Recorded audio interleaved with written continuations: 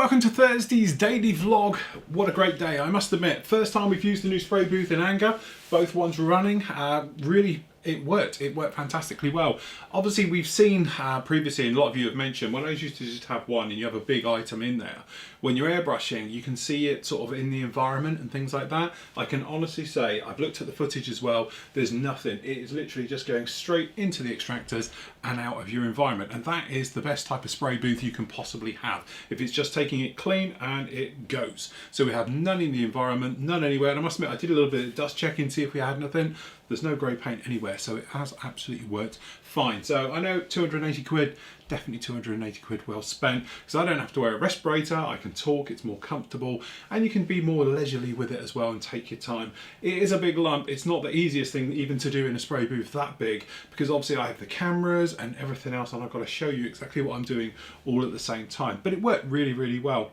Also, I've changed my style of airbrushing, so I've had my paint a lot thinner than normally. We have the air pressure a lot lower than I normally do, and we went in. So we use Guns acrylics, which technically, as we know, is a synthetic, with lacquer thinners in there. But I only actually used probably around about 7.5 mil to do the entire grey work on this one with a light one, and then we've come in. But again, it's that strange colour because it doesn't look two-tone like a lot of them, but it's that thing, as soon as you get a flat coat onto this, it lightens up, and then obviously from a point of view of their paints, it tends to be more of a gloss finish. Get that flat coat onto it, it sort of pops. But also we're going to do a lot more with this one.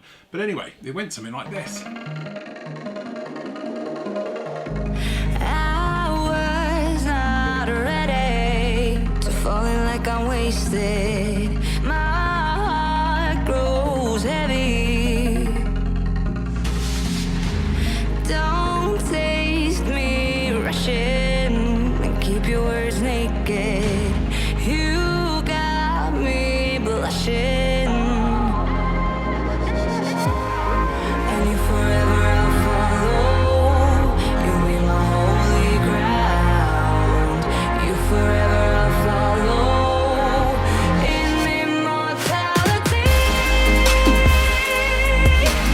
I can see you and me free in immortality.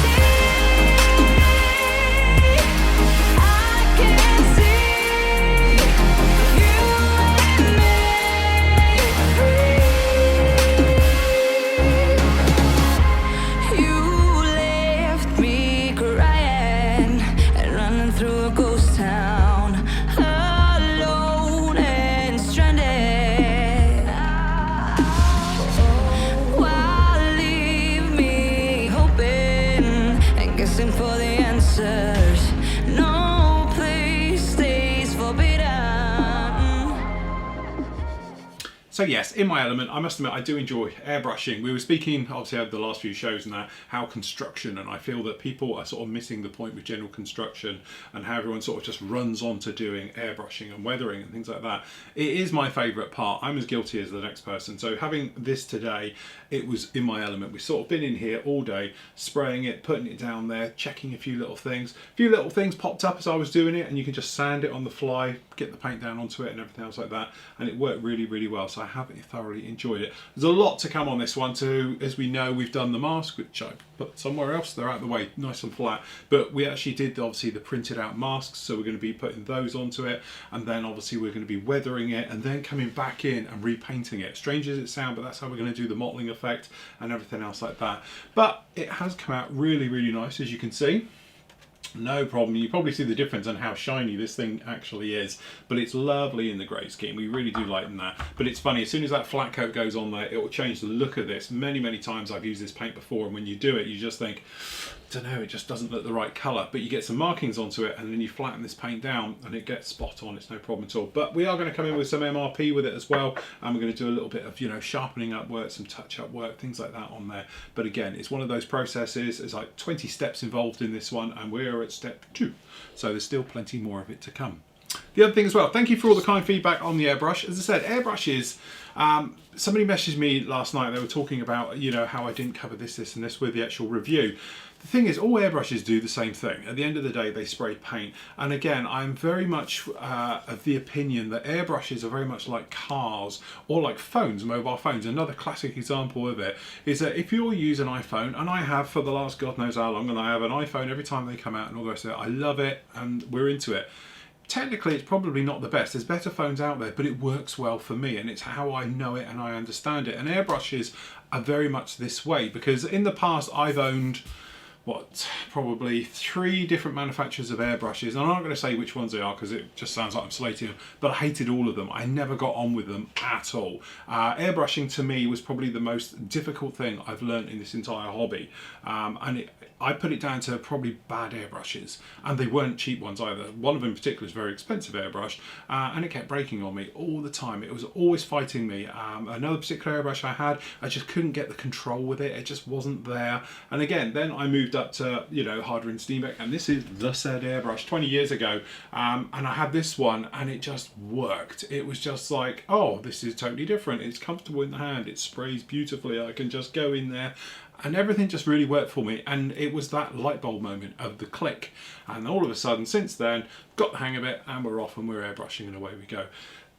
That's me. That's Harder and Steenbeck. I know other people have had those light bulb moments with Iwata, but technically now I'm proficient enough with an airbrush to pick up pretty much anybody's airbrush now and go with it. It doesn't matter if it's a £20 cheap Chinese knockoff airbrush or it's a £500 airbrush. I've had a go on them all. They all roughly do the same thing, but it is that preference thing. So if you've ever had a thing where it just doesn't feel right, your hand cramps up and stuff like that, perhaps try a different manufacturer, see how you get on with it. I know guys, obviously I do recommend the H&S airbrushes, but I know guys who haven't got on with that, then they've gone out and bought, you know, an Iwata or a Badger or something else, and it's clicked and they've been fine with it. And I've always said it is that thing, it's a preference thing. It's just something that feels comfortable in the hand, and as soon as you start to relax with airbrushing, as I always say, it will come, everything happens. But the bit where you're sort of fighting with it and your hand is like a claw, and it's never going to work. You just need very light finesse, gentle movements, and you'll be absolutely fine with it. So yeah, thanks for all the feedback. The thing is, I did mention at the beginning of the review about Superloop,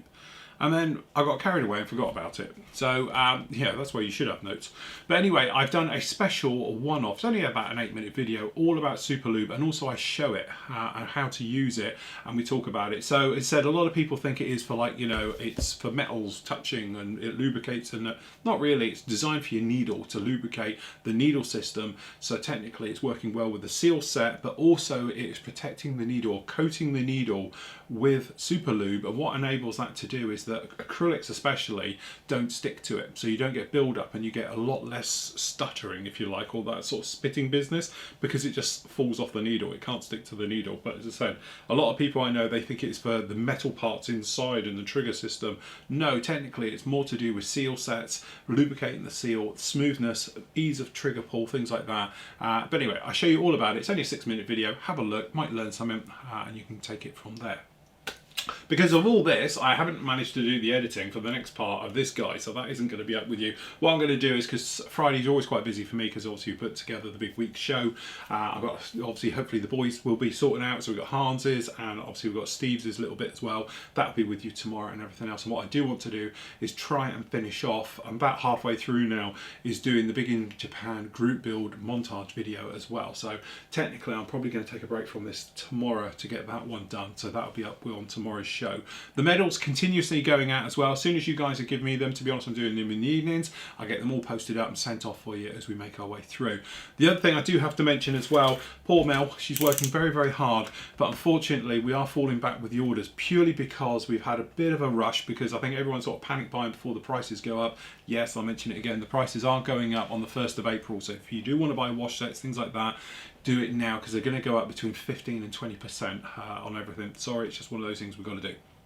But anyway, because of that, loads of you have been buying full wash sets and full sander sets, and it has literally stripped us out of stock. So we're having to make it up on the fly as we go through. We've made it up, it's coming down, but it takes like 2 days for the wash to sort of get ready to go out and everything else like that. So consequently, it just takes us a little bit of time to get it all going, packaged up, sent out. So if you are waiting on washes, sander sets and stuff like that, bear with us, it's literally just catching up with orders. So we're running roughly about 2 days behind now. Normally we do same day service, as you know, before 2 o'clock, but unfortunately because of the backlog with the washes and things like that, we're running about 2 days behind. Hopefully by tomorrow we will be caught up again, because I'm going to spend a little bit of time helping out with that tomorrow, and we should be able to get up on speed. But if you are waiting for something, fear not, it is coming. It's just going to be a couple of days longer than it normally takes us to get things out here at Flory Models. So that is about it. Good old day today. Thoroughly enjoyed that. Love doing my airbrush and everything else. And again, it's that thing. It's ingrained now. It's not like a black lump out here or everything else. And I can sort of see the sort of, you know, the light at the end of the tunnel with this particular build. Although I must admit, I've just tried the Mavericks and they're horrible. They just don't fit. It's rubbish. So we're going to be doing a little bit of custom work on that to make those fit on this, to get a weapons fit on it. But generally, as you said, next week you're going to get all the painting stage, everything else. And if I can, I'm going to push through quite heavily and get it finished next week. So fingers crossed, and then we'll be starting on our next project. So that's it for today. Catch you all tomorrow for the weekly roundup.